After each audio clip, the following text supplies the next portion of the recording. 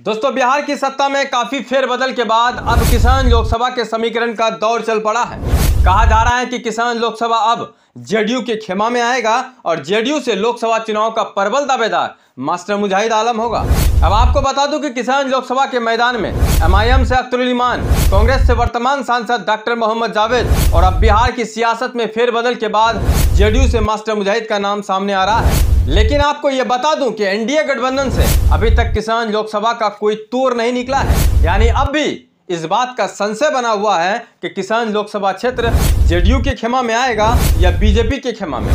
लेकिन अगर किसान लोकसभा क्षेत्र जेडीयू के खेमा में आता है और उम्मीदवारी मास्टर मुजाहिद को हुआ, तो क्या किसान की जनता के दिलों में पहले की तरह मास्टर साहब अपनी छाप छोड़ पाएगा या नहीं? आज इसी मुद्दे को लेकर हम आपके समक्ष सीमांचल की सच्चाई के साथ हाजिर हैं। वीडियो शुरू करने से पहले आपसे गुजारिश है कि आप मेरे पेज को फॉलो कर लें और वीडियो को ज़्यादा से ज़्यादा शेयर कर दें। अगर आप मेरे यूट्यूब चैनल में हैं तो चैनल को सब्सक्राइब कर लें और बेल आइकन को प्रेस कर दें।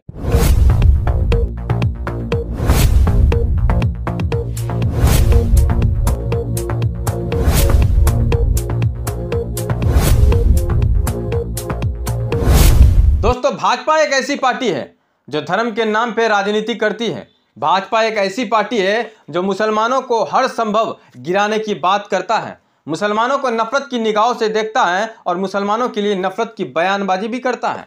सीमांचली एक ऐसा क्षेत्र है जो बीजेपी के इस नफरत की राजनीति को बिल्कुल भी नहीं स्वीकारता है। न किसान की जनता भाजपा के काले करतूतों का समर्थन करता है और न ही इनके भड़काऊ नेता को सपोर्ट करता है, चाहे वो विधानसभा के चुनाव में हो या लोकसभा के चुनाव में। इसका ताज़ा उदाहरण 2020 के विधानसभा चुनाव में देखने को मिल चुका है, जब मास्टर मुजाहिद एनडीए गठबंधन से कोचाद हमन के उम्मीदवार थे और इसी एनडीए उम्मीदवारी के तहत 2020 के विधानसभा चुनाव में मास्टर मुजाहिद को एमआईएम के उम्मीदवार से 36,000 जैसे भारी मतों से हार का खामियाजा भुगतना पड़ा था। इतनी भारी भरकम हार का जिम्मेदार मास्टर मुजाहिद आलम नहीं था, बल्कि इस हार का जिम्मेदार जेडीयू और बीजेपी का एनडीए गठबंधन था। अगर उस वक्त भी मास्टर मुजाहिद आलम एनडीए से नहीं बल्कि सिर्फ जेडीयू से उम्मीदवार रहता तो शायद आज भी मास्टर मुजाहिद आलम कोचाद हमन का विधायक रहता। लेकिन ऐसा हुआ नहीं।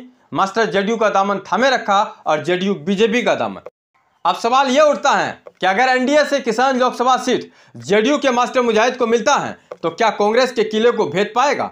तो मैं आपको समीकरण के आधार पर बता दूं कि मुसलमानों का 20% वोट भी अगर मास्टर मुजाहिद आलम को अपनी ओर लाता है तो किसान लोकसभा की कुर्सी एनडीए गठबंधन के पाले में हो जाएगी। यानी मास्टर मुजाहिद आलम की जीत पक्की हो जाएगी।